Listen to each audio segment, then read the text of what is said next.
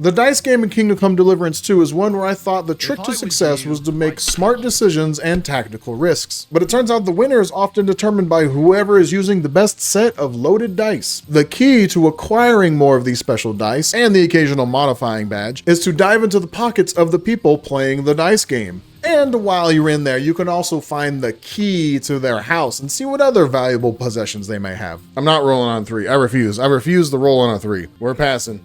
We're 50 points away from victory. He's 1,000 points away. We'll watch him get like 1,700 points or something stupid like that. Oh, yeah, look at that. Okay, that's actually good for me. Is he going to roll that 1? He's not. Ah, this is really good for me, actually. Yeah, look at that. Boom. I'm going to take this 5, too, just to rub it in. Oh, wait. Whoops. I hit the wrong button. Uh-oh. Oh, it didn't matter.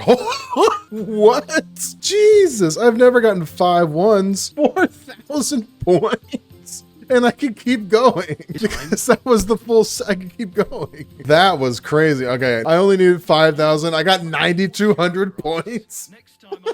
I wonder what the most amount of points is someone's gotten in a game. Anyone else gotten more than 9,200 points? Let me know. That was insane. Man, how messed up is it that I pickpocketed one of his badges, one of his silver badges, like, you know, the mid-tier good ones, and then used that silver badge to play against him, win by an enormous point margin, to then steal his other silver badge. Or not steal, win his other silver badge. That was brutal. That was devastating. I feel bad for the guy. If it weren't so unfortunate, it would be embarrassing for that guy. Rescuing a damsel in distress is a common trope of any fantasy narrative, and it is one I've seen in many of the video games I've played over the years. But this has got to be the first time witnessing one of these situations where I was more concerned about the damsel than I was about the bandit. You let her go, I swear to you. Isn't that right, Pavlena? Mm-hmm. Sakura. Oh, all right. I'll let her go, and I hope you two are... I'll give you my word, and now set her free. All right. Just take it easy. You swine! I'm letting her go. Die! Look! Die! Oh. Damn! I was not expecting that. I told him we'd let him go, all right? I was going to talk to the bailiff, and then you took matters into your own hands. Well, you took his sword into your own hands, and now look at him. He's not wearing any clothes. Like, I don't know how that happened. You know, as long as nobody asks me how I got my new hat, then we won't have to answer questions about why he's not wearing his clothes anymore. But you straight up stabbed him when we told him we were going to let him go. That's not good. Because of you, I basically lied to him. But under this pretty skin, there's a devil who only cares for trinkets and finery and thinks nothing of stealing or whoring to get them. Forget about woman's skin-deep beauty. Return to God. Beg him for forgiveness for being brought into this world by a woman. Who are you even talking to, dude? There's nobody here. The town center was really like Twitter before Twitter. And that guy, he got no views and reposts just now. One thing I've always appreciated about the satirical world of Fallout and the Elder Scrolls series is that you can get so good at stealing that you can just take the equipment right off of somebody. Now, Kingdom Come lends itself to a little bit more realism, so there's no removing somebody's boots while actively talking to them. However, if you want to acquire something that's somebody else has, and you don't necessarily want to send them to Jesus, there are non-violent ways of doing so. Oh, well, okay, non-violent is a bit debatable, but definitely non-lethal at a bare minimum. Yeah, score and pass, friggin' 1,600. That can't be possible. It just took us last 3 groschen. I really cleaned out this guy of everything he had. That is a fancy looking sword though. Is it the same as this one? No, it's different. It's different from the military sword. You know, I took all your money, I took all your dice, and now I think I want your sword. All right, take a little nap, my friend. Oh, it's a knight's sword. Ooh. He still had 3 groschen on him. He didn't bet his last dollar on the dice roll. He kept 3 with him. Well, I'll be taking those too. What is a knight's sword? Dang, that is a fancy sword. Appreciate that cool sword. Dude, that guy just hooked me up with all kinds of stuff. Not really because he wanted to, but you know, it's still, I appreciate you, Mr. Unconscious Man. I hope no wolves or bears come by to finish you off. And yeah, your nap isn't rudely interrupted by an animal gnawing on your leg. Using loaded dice is a great way of winning this dice gambling minigame. However, there's always going to be a chance of failure. Unless, of course, you play a full set of St. Antiochus's die. The trick is to never give up. Remember, dear viewer, 97% of gamblers quit right before hitting the big one. It's called the lucky die. Am I feeling lucky right now? I think I'm feeling lucky. Come on. I can't look. Damn! Oh, that was a mistake. I should not have done that. That lucky die has betrayed me. Oh, look at him just getting all the points in the world too. Son of a darn it. Oh, look at that. 1, 2, 3, 4, 5, 6. You look like you can't count to 5. I look like I can't count to 5. What an insult. I got 2 of the same sequence in a row. I got 1, 2, 3, 4, 5, 6 twice in a row. What are the odds of that? All right, I think I used up all my luck. I'm gonna score and pass. What does this even equate to? 51? Oh, that's a win for me. Thanks for the gold, loser. Do you, dear viewer, want to get better at acquiring other people's property in Kingdom Come Deliverance, but you feel like it's too difficult to even get started? Well, I'm here to tell you that the biggest obstacle to improving your thieving stat is not the local law enforcement. It is not the environmental awareness of the people you're trying to pickpocket. It is nothing less than the sun. So just wait until nighttime and then pay a visit to the pockets of the local residents. Whether you are pickpocketing them while they are awake or asleep, you get the same amount of experience. At least I think so. And once you get your thieving stats like level 8 or level 10, then it's just game over for the personal belongings of anyone else you come across. Anybody on the second floor got some pockets they need emptied? Oh, yes there are. Oh my goodness, I am just going to be the richest dude this town's ever seen. Or maybe I shouldn't be seen here for much longer because people might start asking why their pockets are suddenly emptied.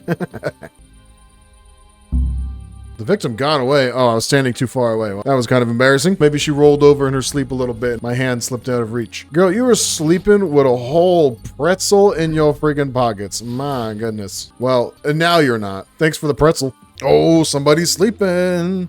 And if you're sleeping, that means your pockets aren't being attended right now. What you got here? You got some gold? I'll take that. Oh, and some keys. Don't mind if I help myself. I'm assuming those keys go to this. Wow, this is a hard chest. Nothing's hard about opening it with the keys. Oh, yo, what's these shields? Wait, is this like the merchant inventory? Okay, you just got like all of your inventory here. I'm gonna take them bolts. What else you got in here? Potion, blacksmithing recipes. We got dice. Hold on. Dice of misfortune, trinity dice, unbalanced die. Oh my god, this was the most like popping off chest I've seen so far in this game. Thank you for that. Oh, hello, another sleeping person.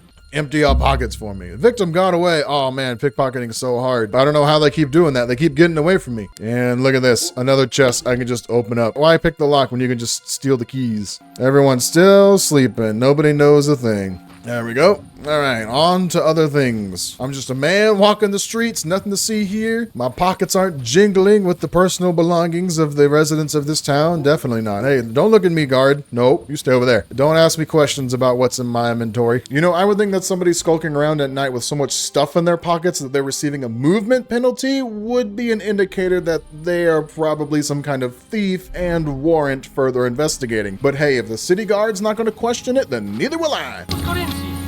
There are so many burglaries happening around here. But you're a decent man, right? Uh-oh. Oh, that's not good. I'm about to have this guard search me. Oh, shoot. Do I have anything to boost my charisma? Do I have any of that perfume stuff? Prove my charisma by 3. What is it? 8? Yeah, let me use this real quick. There we go. I got 11 charisma. Okay. I hope that we'd finally have one night without any trouble. Oh, I thought you were going to confront me. You're just mad at me? Oh, I'm leaving, dog. Oh, was it just because that was like private property? Oh, I thought he was chasing me down to confront me about my overloaded pockets right now. Excuse me, sir. You mind telling me why you don't have the capabilities to sprint or to fast travel right now? Don't worry about it, officer. Don't worry about it. Speaking of officer, what you got for me? Where's he coming from? He smells something, huh? Take that.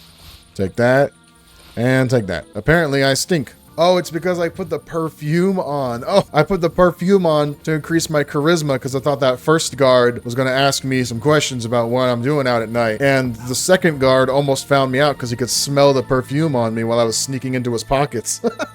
I never even would have thought of that. But yeah, that totally makes sense. That is a problem that might need considering. Wow. The life of crime is really a double-edged sword, because on the one hand, this guy's specially loaded dice and pile of gold coins is better left in my possession since he is so clearly incapable of keeping an eye on them. On the other hand, I can't beat him in a round of dice with his own die if he doesn't have any money to play the game at all. This is the duality of being the main character and a kleptomaniac. I can't get a proper game out of him because I robbed him already. So I can't play with the modifying badges because he doesn't have any. And I can't bet a large amount of gold because he doesn't have any because I already stole it from him. I'm going to play him anyways. I'm going to gamble for his last 3 coins. And look how many dice I have to choose from now. Oh, and look, he only has the ordinary die. Hey, man, didn't you have some special dice the other day? What happened to him, man? Did they grow legs and walk away or something? Come on, 3s. Let's see some 3s. I see 1. Oh, okay, never mind. These Trinity dice are supposed to land on 3s more than anything, and somehow they all land on 1s. Now, the odd die, that makes sense, but you Trinity die, you're not really living up to your name. All right, good game. Thanks for the gold. I thank you for the dice, but then you might know what happened to them. I've mentioned previously that sneaking into people's pockets in the middle of the night is a great way of leveling up your thieving stat. But should you find yourself out in the countryside and want to level up your stealth stat, even in the middle of the day, all you need to do is employ the services of the local country folk. Just remember, there is no crime if there are no witnesses, and they aren't victims. They were volunteers. What's going on here?